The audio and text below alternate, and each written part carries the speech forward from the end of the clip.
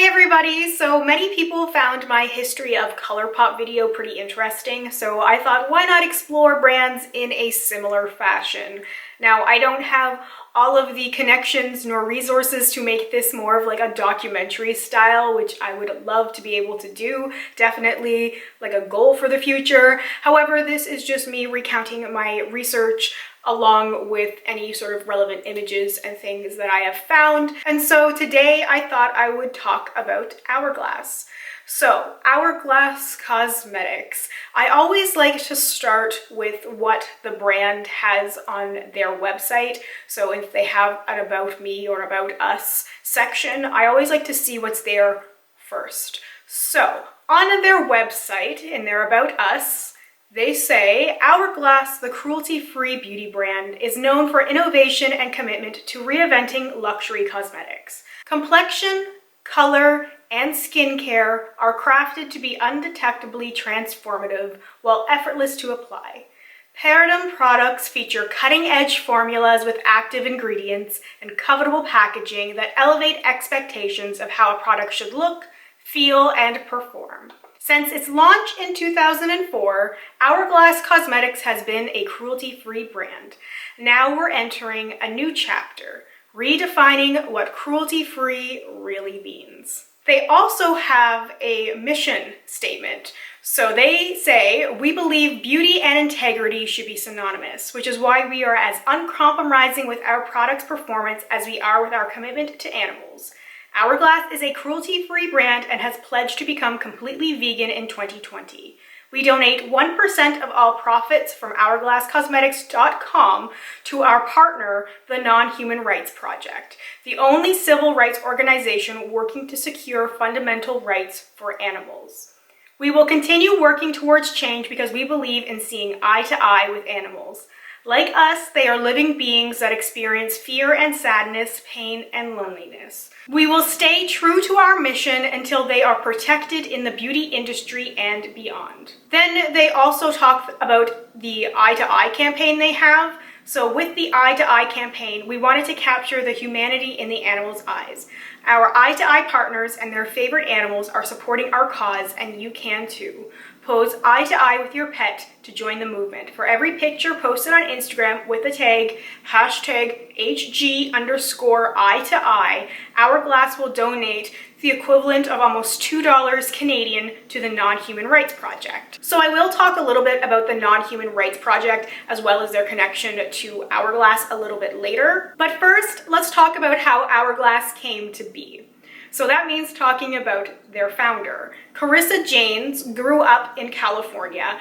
Specifically, she has mentioned a few times in different interviews that it was Corona del Mar, which is an area close to Newport Beach. And she loved horses. In many interviews, she talks about her love for horses and for makeup. If you watched my Urban Decay origin story video, you'll know that horses played a big part in the creation of Urban Decay. Well, Urban Decay does play a little part here as well.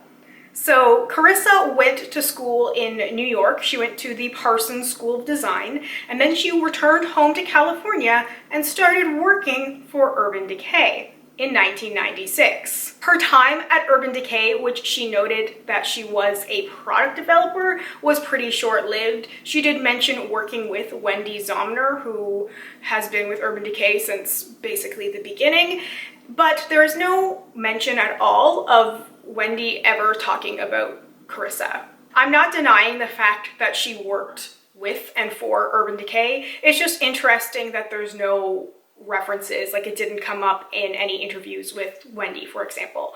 But in an interview with Desert Mannequin, Carissa reflects on this time, and she says something that I found to be particularly interesting, so I want to share this quote. She said, "I distinctly remember my very first day in the industry. I instantly knew I was going to be good at this. There was a natural knack to things that I seemed to possess. I had a great sense of color. Intuitively, for me, somewhere in the back of my mind, I knew I was eventually going to launch something of my own that I didn't see anywhere around. I wanted to go on to create product that felt personalized but also filled a gap in the market that I observed. And because I came from a design background, packaging, look, feel, and luxury were of utmost importance to me. I can't help but wonder how Carissa got her foot in the door for Urban Decay. She had zero cosmetics knowledge, she had zero product design knowledge, but there is the horses. I'm not saying this is fact because I could not prove this.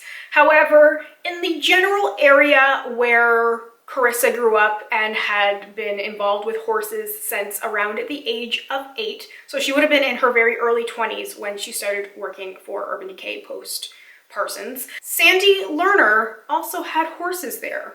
Sandy Lerner is the woman behind Urban Decay, and her horse trainer, who was also in the same area, was very influential. Now, I'm going to refer you back to the Urban Decay origin story video if you are interested in a little bit more information about those characters. But one thing that came out from the lawsuit against Sandy Lerner from Pat Holmes was how Sandy wanted a specific image for Urban Decay. And one of the reasons why she pushed Patricia out was because Patricia didn't fit that image. Well, if you look at Wendy Zomner and you look at Carissa Janes, they look like they came from the same mold. Again, this is just speculation, but it does make sense to me. After her time at Urban Decay, Carissa bounced around. Next, in 1997, she helped a Hawaii-based businessman named Tal Miller create a line called Body and Soul Cosmetics. So Tal Miller had a bunch of boutiques also called Body and Soul. They were sort of fashion boutiques, and they also sold makeup. At one point, he had the exclusive rights to sell NARS from his boutique, for example. And when that contract expired, he thought, well, why not have my own cosmetics line with my own company's name? So he ended up hiring Carissa to help him develop this brand. Tao was fluent in Japanese and his wife was a Japanese national. They ended up really pushing the brand in Japan, and it became kind of like a cult beauty success there. And then it was sold in some department stores as well as some Sephora's for a while until it disappeared. I found a New York Times article from 1999 called A New Face for a New Year, Retro and Rouge, which solely credited Carissa Janes for the creation of this, quote, modern vintage brand that had seafoam green compacts and tin talc boxes inspired by antiques. So Carissa was only 25 at this time in 1999 when this article came out. Glamour magazine at the same time also dubbed her the world's youngest beauty biz veteran. So following her couple of years with Body and Soul Cosmetics and developing these retro inspired products, you know, things with sort of the classic names like Bombshell and very retro vintagey, kind of reminds me a little bit of the Balm from some of the packaging. Well, she followed this with Sugar, a line of cosmetics aimed at teenagers. Now, Sugar wasn't an original creation for Carissa. It was also in partnership with an apparel brand. So Sugar was actually part of an existing apparel and footwear line that started out as the sister brand of 26 Red, a streetwear line for young men. R&S Trading, the shoe licensor for Sugar, thought that expanding into beauty would be like the next logical step. So they hired Carissa to help develop this brand. According to a WWD article from the year 2000, Carissa said, "I wanted to branch out. Sugar was an opportunity for me to work on targeting a different, younger market." So she oversaw the Sugar line from every aspect and said, quote, "My favorite part is the beginning stage, the development, and the branding." So the makeup products included 8 Sugar Lip lipsticks, 6 Sugar Shine lip glosses, and 5 different shades of Sugar All Over, which was a multi-use shimmer product. All the colors are almost translucent and all of the lip products smell and taste like sugar. Finding images is not an easy task, as Sugar makeup products were incredibly short-lived, and there is a new Sugar cosmetics that has existed since 2012. So finding these long forgotten images from the very early 2000s, I found some lip glosses with that winking girl logo, which was the sugar logo, but I couldn't find the exact things that were mentioned in this article. But about the products, Carissa said, it's an accessory line, not serious makeup. It's fun and sheer and shimmery. It's for a younger girl, but visually it's fun, it's totally feminine. It's not just for girly girls, it can be makeup for tomboys too. The sugar, scent, and flavor is addicting. Following Sugar was a cosmetic consulting firm, ISA Designs LLC. So she has said in many interviews that she cannot discuss the brands she consulted for, but there have been broad mentions of global beauty brands that pretty much everybody would be familiar with. She's also mentioned that she's worked on celebrity collaborations, as well as developing products for indie lines. The celebrity collaborations line made me think maybe she had something to do with like Jessica Simpson's dessert or something, which is almost impossible to find information about, but just where that whole Sugar Cosmetics thing was all about like the sweet scent and flavor. It's like maybe she had something to do with that. Maybe, but I can just speculate. She also considered a nail polish line as well, so she was really trying to figure out where she fit in here. During those years, I realized what was missing from the beauty landscape, a modern luxury brand with advanced, high-quality ingredients, and with that, Hourglass was born. And in 2004, Hourglass was launched at Barney's with almost a full color lineup. So pretty unusual for a launch for a new brand. As I've talked about a few times in these history videos, a lot of the times brands start out small. Like they might do a small launch of lipsticks or a single eyeshadow palette or just a very small range. But when Hourglass first launched in 2004, they went big with a whole bunch of products. So I find some of the legal things a little interesting when I'm doing my research on these brands. I know that might not interest everybody, but I did find out that Hourglass is not actually registered. The company behind Hourglass is Kingdom Animalia LLC. So they are DBA, doing business as Hourglass Cosmetics, and has been doing so since the brand launched in 2004. So I was like, why a DBA? Like I hadn't come across this before when I was researching other brands. Like most brands are actually registered as whatever their company or organization are. And it's pretty common to see the limited, the LLC. So 3 main benefits to using a DBA name would be expanded branding, increased privacy, and access to small business banking, which made sense because I did find record of a $500,000 grant that Hourglass received using that small business angle. It would also be really easy for them to rebrand if they ever decided for whatever reason they wanted to ditch the Hourglass name. Carissa is married to a lawyer, Jay Levitt, so some information is definitely difficult to find. Not really surprising. This I've come across a lot when I've been doing research, is sometimes they just have really good lawyers, really good attorneys, or sometimes they're married to them, so a lot of information gets hidden. I found a couple of LLCs they had registered for investments and for real estate and stuff, but nothing really out of the ordinary. Also about the creation of the brand, Carissa has said that she was inspired because, quote, I couldn't find a luxury foundation that contained SPF and was fragrance and paraben free. This led to the creation of Veil Fluid Makeup, a foundation that has skincare ingredients. Makeup artists and celebrities took note, and this quickly became our best-selling product. We've continued to innovate in complexion since then. It's what we are known for. And this is very true. There was an article in People magazine that referenced the foundation that Angelina Jolie's makeup artist used on her, and that's all it took for the products to almost instantly sell out. I like the way that Carissa has talked about creating products. She said, I always consider, is it something that's missing from the marketplace? If the product exists, can we improve on it? Have we discovered a compelling new ingredient or technology? She's also noted that it takes a minimum of 2 years to develop, and sometimes longer. Again, to quote, some take 4 or 5 years. There's a graveyard of products that no one's ever seen. They just didn't make the cut. We're always working on something new. I think the way we develop products is very special. It's hard. We care so much about the customer, ingredients, the experience, and the packaging. We want it to be amazing. When you put that energy into the product and the consumer gets it and loves it, it's addictive. You want to do it again and again. I'm always thinking what we'll do next year and how cool it's going to be. I thought those were pretty interesting quotes, and also a little bit surprising considering some of the complaints that Hourglass has received, but we're going to touch on that a little later. So Hourglass has also been registered in the UK, which I discovered their financial records are public.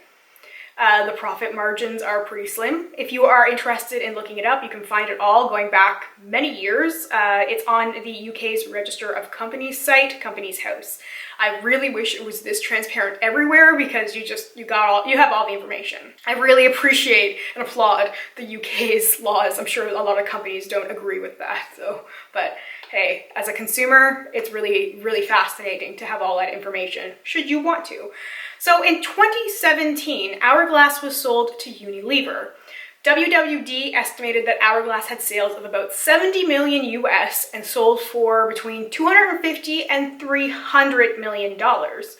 So Alan Yope, the president Beauty and Personal Care of Unilever, said, "We are delighted to be adding Hourglass to our portfolio of prestige brands. The color cosmetics category has been showing high growth rates driven by social media content, channel diversity, and democratization of professional makeup techniques, and it therefore presents a significant opportunity. Hourglass is already a successful brand in this space, offering fantastic makeup products that also deliver skincare benefits, and we look forward to continuing to grow this wonderful brand." Carissa, Hourglass's founder and CEO, added, "As the first color brand in Unilever's prestige portfolio, we are excited about this partnership as Hourglass continues to challenge the status quo with high-performance luxury cosmetics. Unilever's commitment to innovation and social responsibility is aspirational and perfectly aligned with our vision for the future of Hourglass." Interestingly, Unilever doesn't list Hourglass on their global website as one of their brands. It is very much part of their, what they call, prestige portfolio, but it's not listed, and I reached out to Unilever for a comment and did not receive anything at the time of this video. Another thing to note is that Unilever is not a cruelty-free brand. So a lot of people voiced their displeasure when Unilever acquired Hourglass, and Hourglass followed a couple of short months after their acquisition with their pledge to go fully vegan by 2020, as well as their partnership with the Non-Human Rights Project. So the Non-Human Rights Project, Jane Goodall is on the board. I'm sure that's a name that is familiar to many people. They consider Hourglass to be their corporate partner. So Hourglass has specified that they donate 1% of the profits from hourglass.com to this project, as well as occasionally 100% of proceeds from special other items, like they have had sweatshirts and makeup bags as well. But none of the amounts are actually disclosed. They've never come out and said how much money they actually ended up donating in a year. The financial records for the Non-Human Rights Project are public. I combed through them. They don't have to specify where their donations came from. There's one section where they list donations. They listed that they received about $1 million last year. So that would be the total sum of donations they received, including from Hourglass. The fact that the partnership between these two happened after they were sold to Unilever makes a lot of sense, because it was definitely to counteract some of the negative press and the general negative reception that they were getting for being owned by a parent company that was not considered to be cruelty-free. I did a little research onto the benefits, and I found that when companies support social or environmental issues, consumer affinity increases. According to one source, in a time where organizational trust is low and loyalty is more difficult than ever to develop, connecting on a more emotional level sets you apart. And consider these 3 stats from industry research. 96% of global citizens will have a more positive image of the company. 94% are more likely to trust the company. 93% are more loyal to the company For example, they will continue buying products or engaging in their services. I also noticed how this partnership affected Hourglass's Instagram. So pre-2017, so they joined Instagram in 2012 for reference, but pre this partnership in 2017, they rarely mentioned their cruelty-free status, if at all. Their posts didn't feature animals, they didn't use cruelty-free hashtags, they just had a very simple, generic sort of Instagram feed. Occasionally they would have animals in there if it was like dog day or something, because Carissa owns a few dogs, so they would occasionally have the like dog photos in there, but even nowhere on those posts were the cruelty-free hashtags or even mentioning that the brand was cruelty-free. But after 2017, after they were sold to Unilever and after their partnership, they were constantly posting about their cruelty-free status, using the cruelty-free hashtags, putting cute animals in their feed every couple of photos. So it definitely was a noticeable shift in how they were operating their Instagram, just for an example. So Hourglass's social media management has been handled by a few different people. They do seem to struggle, and I am using Hourglass is Instagram as an example here, but they have a high amount of followers, almost 2 million, but their engagement on posts is very low. Like, they might have a number of likes, but their comments, the actual engagements on their posts is very little. Like, I've seen anywhere from 6, 7 comments on a post from a brand that has like 1.7 million followers.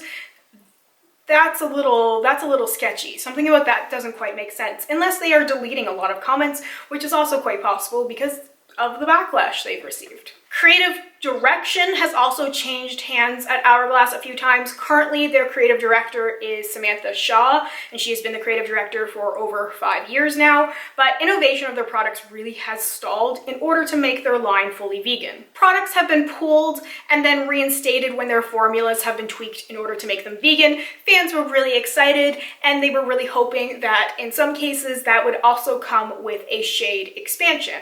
This didn't happen.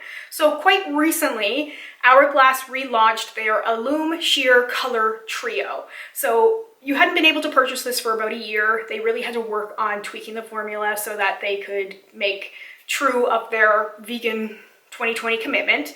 So Temptalia was the first one to come out, and she said on Twitter that she would be adding the brand to her do not review list. And then Samantha Ravindal followed suit, also posting on Twitter. So on Samantha's agency's website, it was noted that she was in a year-long partnership with Hourglass. I actually contacted INF and was like, hey, can you clarify? And they did confirm to me that, quote, Samantha has not been in partnership with Hourglass this year. So that was previously. And so that's a big thing, because she was like a brand ambassador for Hourglass. And I know that she's an influencer with a very large following that has really spoken passionately about Hourglass. So for her to take a stand publicly, even if she didn't make like a dedicated like YouTube video, she still addressed it on Twitter about how she was no longer going to be supporting Hourglass. And both Temptalia and Samantha have really said that they're kind of waiting to see how Hourglass is going to respond to this. And they have not responded to this. So I also want to share a little bit from an article I found also from the New York Times. This is from 2016, and it's called Nude is Not One Color. So Troy Surratt was quoted as saying, marketing teams are more and more aware of trying to speak to a customer that was just unspoken to. She's been marginalized in the beauty arena for sure. Can you imagine how disheartening it is to see just 6 shades, to see a beautifully packaged range and to admire it and then realize it's not for you? So I initially thought that Troy Surratt had to be thinking a little bit about Tarte, because that's a brand that he helped create.